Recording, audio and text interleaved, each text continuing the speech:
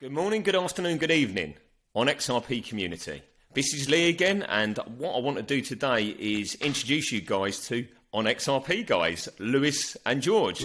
So welcome to you both. Thank you for my second ever podcast. The other one was just half an hour ago, so I'm going straight in at the deep end, right? So welcome, guys. How are you today anyway? I feel good. Yeah, I feel amazing after that introduction. I'm ready to go. Yeah, exactly. Thanks for having us. Thanks for having us. Yeah.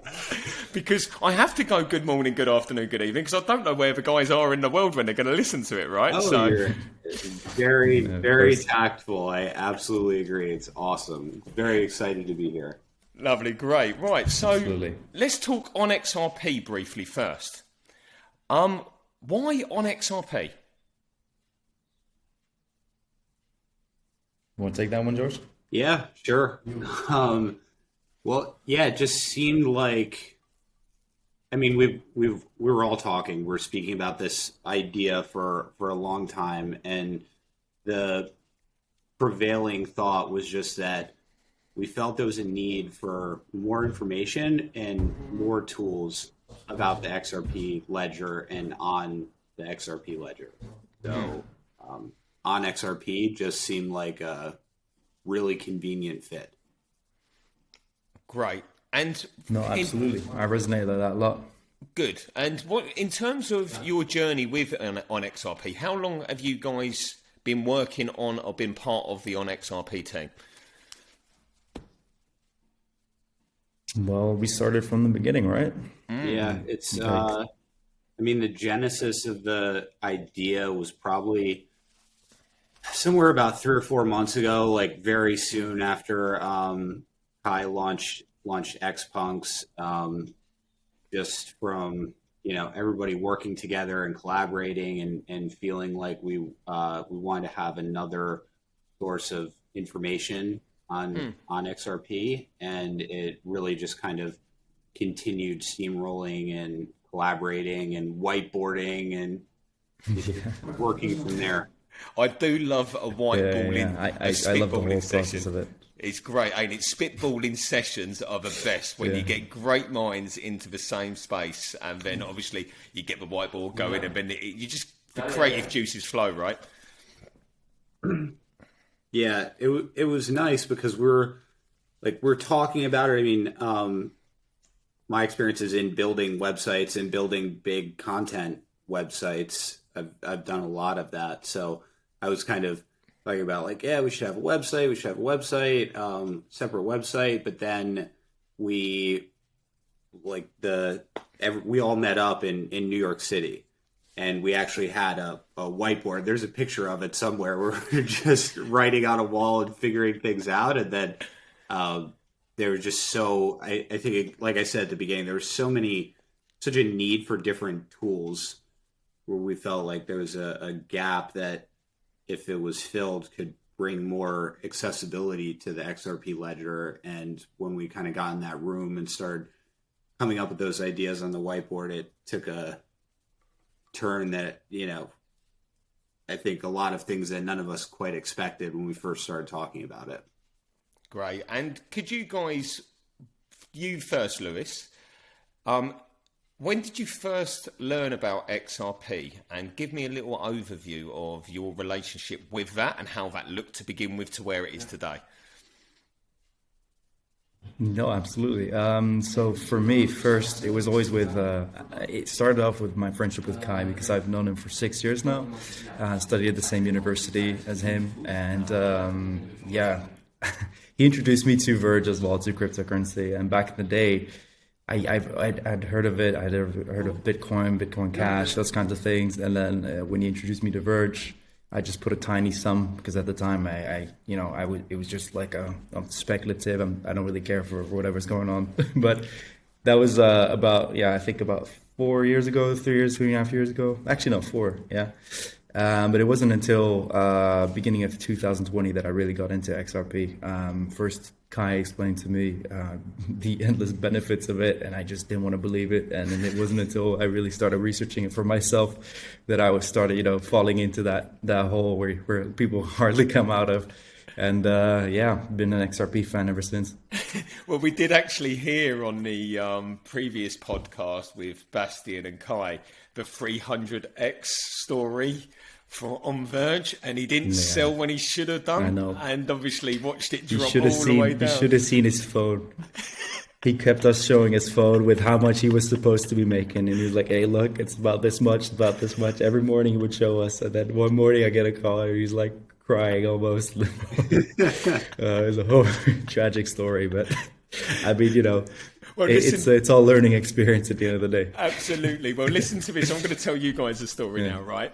So this is when the meme coins were coming about. I was like, how can you choose winners and losers in this meme coin market, right? So what I'm going to do, I'm going to pick, like, I like how I pick horses, right? I'll pick a name and I'll go with that one, yeah, and I'll put $1,000 on it and just ride or die it and see what happens, yeah. I was looking on the market and I thought I saw this coin called arse, so I thought, that's a bit of me. I'm going to buy myself some arse, and I went out there and bought this arse coin, and it was called the Australian Shepherd or something like that. It was, and that's why they called it arse coin. And so I went out there, got this, and then I'm in this meeting, in this high-end executive meeting in Mayfair in London, and it flagged up. I had a note come up on my phone, like a notification, and it said your portfolio's now worth this, and it was worth like nearly $100,000, yeah, and I only invested $1,000 at the time, right? And I'm stuck, and I'm stuck in this meeting because obviously I want to cash out. I open my laptop bag and I haven't got my cash out laptop on me. And I'm like, wow, I'm an hour away from home, yeah? I can't cash out.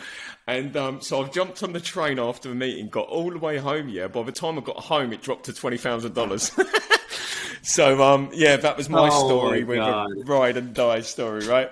But I still done 20x and I cashed out, so I can't grumble, But no, arse really wasn't the investment. That bull run was crazy, the 2017 one. Yeah. Absolutely crazy. How about you, George? What about your relationship with XRP and when you found out about it first and stuff? Yeah, I'm not like I won't claim to be like one of the super like OG XRP people, but I did like I started my career off in banking. I got a degree in economics, and then I went and worked on Wall Street, did fixed income trading, and like I certainly wasn't like in the crypto world at all, but as soon as I started really hearing about it and it caught my attention enough to like, all right, this is something I should probably start looking into, then I immediately gravitated to XRP because I had that background in banking. So the whole concept of just being able to have a currency, swap it for a faster, cheaper transactional asset that you can then swap back to another currency. Just like I immediately I understood that a lot more than I understood Bitcoin or anything else in the market. So, yeah, to me, like XRP immediately resonated with me. So, you know, I bought a bunch of it and saw 2017 go up and go down, and yeah, didn't make the right decision to sell back then. So I've just really been one of the loyal, suffering XRP holders for the last several years. So you share the pain, that's right? Pretty much. Yeah, absolutely. Oh, yeah. There's been lots of pain, fear. You know, the whole index it's changed around. But yes, I've been in it for a while, and then I own a digital marketing company, and just kind of like through that and through wanting to like seeing the NFTs, because I told myself like, all right, so I didn't do the right thing in 2017. I wasn't quite educated well enough. So now I'm going to go ahead and get educated, so I'm prepared for the future. So you know, like after losing those opportunities, I started getting more serious about it, and it was kind of like a little bit earlier on everything that was happening with NFTs, and in this cycle a little bit. So I got super involved in that, and then just through closely following XRP to see what's going on with everything. Saw Kai's tweet, and how I kind of joined the team. Absolutely. And you said about your educating journey. How because from my point of view, I went to Twitter to learn and YouTube to learn to begin with when I was new into the space, because I heard about XRP, looked at it, and then I come into the community afterwards. How did you guys start to educate yourself within the space and get to the level of understanding where you're at now? Same as you, yeah, 100%. Yeah. For me, it was also just I started involving myself a little bit in technical analysis, a little bit too much, more than I would like to, and that kind of drew me to try to understand the macro aspects of it, and also these because XRP obviously is such a well-known coin. There's lots of material out there for just to learn about it, and that's why that's how I learned it. It was like a mix between technical analysis and wanting to double check on the functionalities of it, and looking how things are going with the current macro, and that's how it got started. Huh? Absolutely. How about you, George? Yeah. I almost I don't even know how to put it. I gave up on trying to understand a lot of the chart movements and stuff like that. I just completely gave up on it. Yeah. I had enough experience trading to know that I stopped. I mean, I stopped trading as my job as an institutional trader. This is 8 years ago, so I've been out of it for a long time. But I knew enough where it was if I wasn't getting that stream of information every single day, and I didn't have all of the different tools and the resources and things like that I had at a disposal to me at the time, that I wouldn't be able to be successful with it. And I just started seeing that in the crypto market, it would be hard to be successful. I would have to just not have a job and just dedicate my time to it, or just have a better pulse on what was going on. So, I mean, I just focused on the underlying technology and what I liked, and what makes sense to me. So I started, I just started looking at it from that angle. I understand NFTs.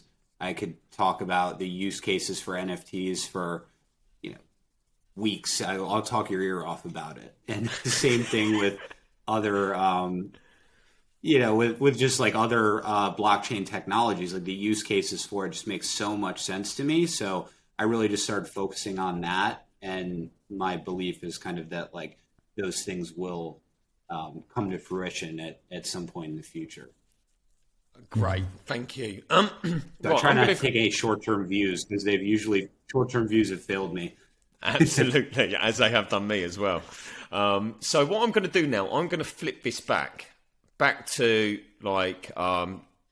childhood, late education, let's say late teenage years, and talk to me about your journey, Lewis, in terms of where you was at, because we understand from speaking to Kai and Bastian, they were best friends, gamers, and then they went to Australia, and then they kind of come back, and then obviously set up XPUNKS, right? And I've heard the story, so I want to kind of hear your stories as well. No, absolutely. I'm late teenage years. I think I was never a really good student in my head. And I kind of identified myself as a bad student from the beginning.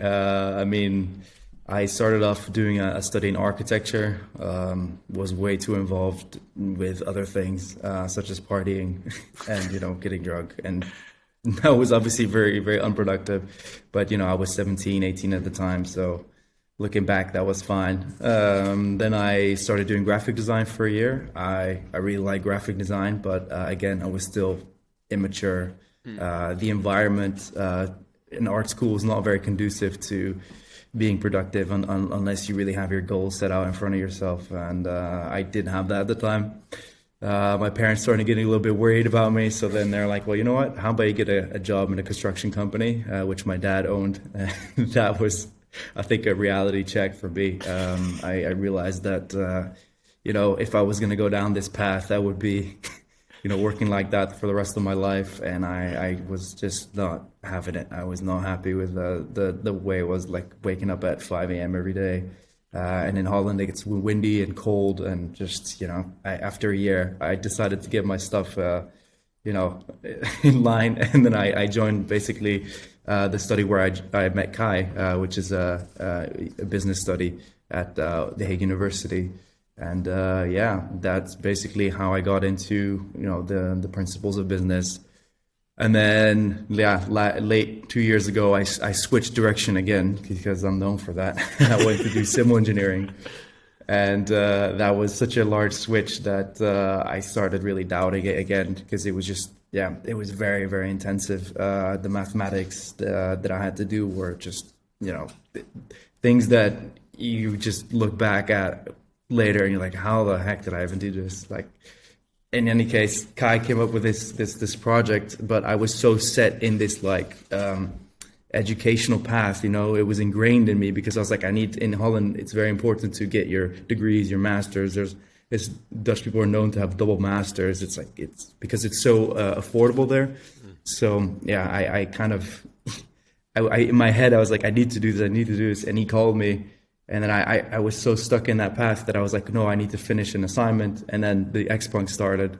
And then I was like, I need to take a risk in my life. Like, what am I doing? Like, it's so linear. So I decided to take a wing at it. And now we're here. It was a good decision, and right? I've never been happier, if I do say so myself. You found a home. You found a home, right? Sorry? You found a home, basically. Absolutely. Looking back at the civil engineering stuff I was doing, I'm honestly flabbergasted that I was doing that. I'm like, this is literally like ridiculous. Like, thinking back, I was like, how could I possibly thought that this was going to be my direction for life? Like, this is amazing. We meet great people like George and like yourself, Lee. I mean, working with friends, it's amazing. There's nothing better in the world than doing this. And I mean, it's surrounded with great company all the time. I love that. No, that's great. And do you know what? I'm going to tell you guys a story, because that realization point, because I was a bit of a tearaway when I was a child. I was always in trouble, or I was like that lovable rogue, right? Who everybody kind of liked me, but I was always in trouble of something. I just attracted trouble. Like, I was like the trouble magnet. I was a trouble magnet kid. And I was also always outside the headmaster's office. And basically, my dad was like, "Enough's enough. You're going to leave school, blah de blah. You're going to come and work with me." And my dad was a bricklayer. He said, "You're going to be my labourer." So what that means in the UK, they call them hod carriers, right?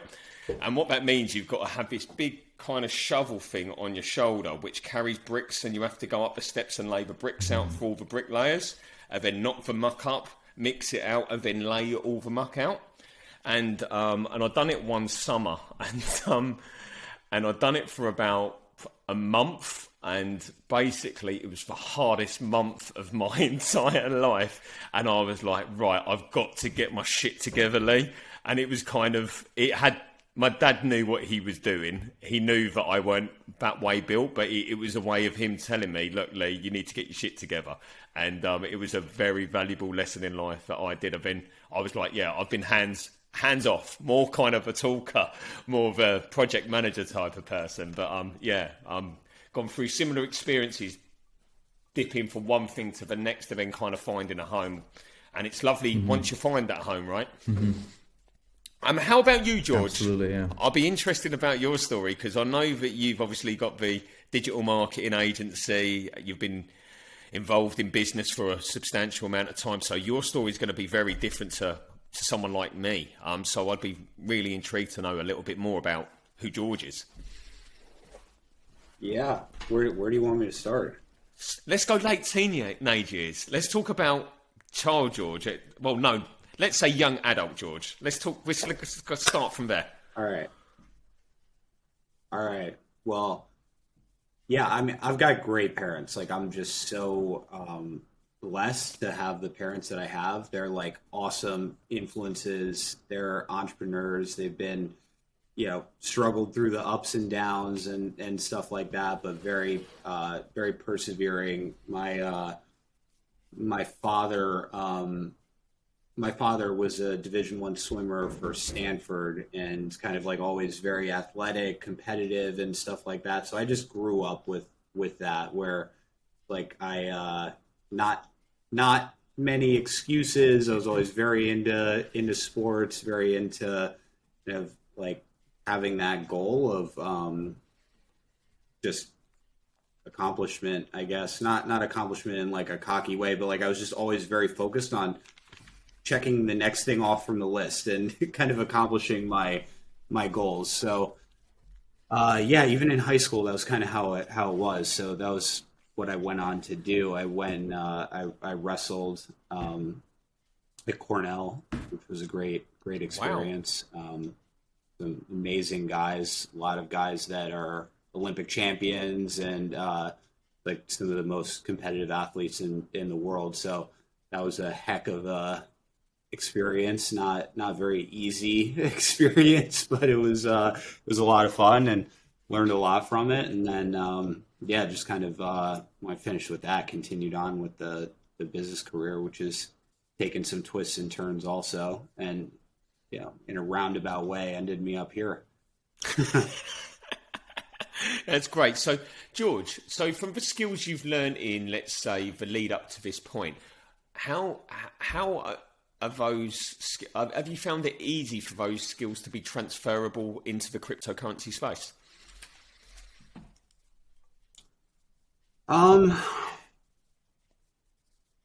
Yes and no. I mean, I think fundamentally, very, very much yes. So I've had a lot of experience. Like I worked with, after I was in banking, I worked with different private equity owned companies, and I'd join the company and there would be a fast growth track and we'd have to figure out all of these things to put the pieces together. And that was why I ended up gravitating towards marketing, because to me, I was just always able to look at it like a puzzle, and I like figuring out the puzzle. I like putting the pieces together. For me, a lot of my experience is very much, I guess, like also with, starting out in economics and banking, maybe the reason I look at it like this, but I'm very driven on like data, KPIs, conversions, and things like that. And that's not really applicable to this space, right? It's totally different. So I have to change my thinking a lot, because it's different, right? There's no like inversion really or anything like that. So I'm able to use a lot of the skill set, but I have to kind of totally change the way that I adapt, the way that everything is applied. Absolutely. No, and I can understand that. But I'd imagine one of the things that is unknown from people looking from the outside of the crypto markets in is the tribalism that exists within the cryptocurrency social mechanisms at the moment, right? And that's a hard thing from a marketeer coming into business in this market as well, right?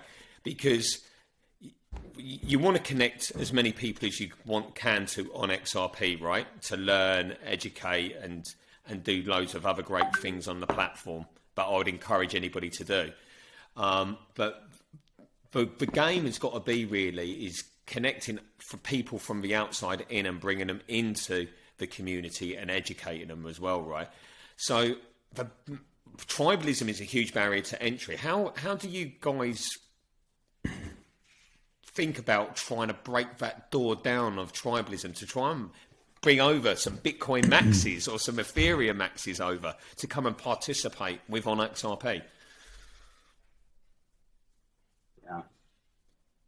Yeah, I mean, it is at the end goal. I think the biggest difficulty, like you say, surrounding tribalism is that people really want to just stick to a side the whole time. I mean, But what I do notice and what I think will help is once, for example, well, if this protocol will be voted in, is that it'll give people a lot of exposure, a lot of insight on, the capabilities of the blockchain of XRPL, for example. I think that will definitely show a lot of people outside of the XRPL community that there is more to our blockchain, but it'll never convince them, for instance, that theirs is worse or whatever. It is always a difficult kind of poll. You never know how people will react to it, but we do try our best in terms of educating the people, but you can only reach out so much without these kinds of protocols being launched and motivating people to branch out towards another blockchain. Yeah, absolutely. And I think in general, like that was one of the reasons for onXRP, and the reason that one of the reasons it came into existence is just like, I mean, I'm very pragmatic. Like I told you my story about how I got into XRP and stuff like that. Like I was in Ethereum and Solana projects way before, and I mean they've been around before, before the whole craze started with NFTs on XRP. So I was in those projects. Like I love a lot of them. They're great. I don't think like less of those communities or anything like that. And I think that I would encourage everybody to be that way. And like tribalism and like these different communities that are against other protocols and things like that, I don't think are really helpful. I think that anybody building anything I would support, like as you're building something, and ultimately like it furthers the space. Like that's the goal, right? Is to further the space. So anybody that's building anything, I would be a supporter of.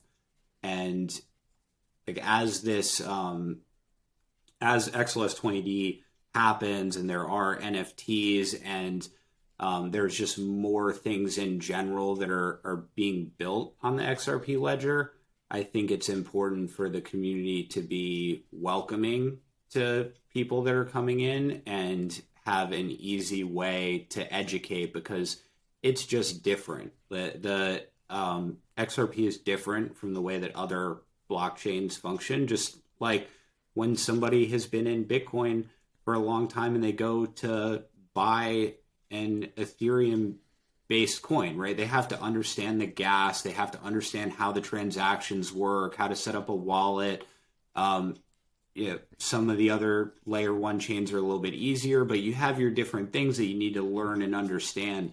And just because some of these other blockchains have had maybe a little bit more development because of smart contracts and different things like that, there's a little bit more, there are just more applications that are being built on them. There's a little bit more, the barrier to entry is a little bit less. So that's really been, I think, that's one of the reasons for the podcast and for everything that we're doing, is just to try to lessen that barrier of entry, because it'll allow everybody in this space to just be able to utilize the tools easier. So it's kind of a long. Absolutely, no, similar mindset to me, George. Absolutely, and from my point of view, what I've noticed is there's tribalism exists with the people within the communities, but the businesses that operate within cryptocurrency are very, very collaborative, right? And how have you guys feel from like the collaborative feel from the, let's say, the projects that you guys have been speaking to, because obviously you guys speak to a lot of projects, right? And obviously with the listings through the decks and stuff like that. So how have you found that from a collaborative point of view? I imagine quite refreshing. No, absolutely. I think when we started the platform as well, we had this thing in mind that we wanted the platform to be all about cooperation over competition. What we see in a lot of different blockchains is that NFT projects are very competitive, and granted, competition can be very healthy. It can also, we're all in the same boat in the situation. We're all waiting for the same thing. And I always tell the projects these exact words is because we should be working cooperatively because of this, because there is already so much against us. We shouldn't be thinking, okay, how can we, get that extra bit or that extra edge? It's more about, okay, how can we ensure that our voice are heard collectively? How can we ensure that once we're able to mint, that we're all prepared? And it's just a completely different mindset. And I think that projects are actually valuing this kind of mindset, this kind of paradigm shift towards, hey, wait a minute, let's take a step back. Let's not mint and go on to the next project. Let's think about longevity. And it's forced us in a corner, but we're also like working with the space that we have. And projects are really enjoying just having, even though they're waiting, they're enjoying that they have this process, this time to think about what their future is going to be like. And so far everyone's loving it, and we're really humbled by the amount of requests that have come through, the amount of stories that we've heard. Recently we started this project Wednesday. We already have about, I don't know how many stories sent over. People want to share their stories, and it's amazing. And we look forward to growing this space together. I love it. Absolutely. You mentioned stories behind people, right? And that's what onXRP podcast is all about, to find out the people behind the project, right? So talk to me, but what's the best story that you've heard so far? Let me have an insight into one of the better stories you guys have heard. I'm going to put you right on the spot now. Oof, I'd have to dig through, okay. I think a lot of the stories that I've heard so far are people that, I'm not going to single out a single project at the moment, but I think the ones that are most touching are stories where people get motivated from extrinsic factors. So for example, something happens in their life and the person in question really questions if their life path has been the right one. And much like, I changed from doing civil engineering to crypto, these people change from whatever they're doing to, building on the XRPL, and they see the amount of traction that what they're building is immediately being rewarded in a sense, which they've never experienced before.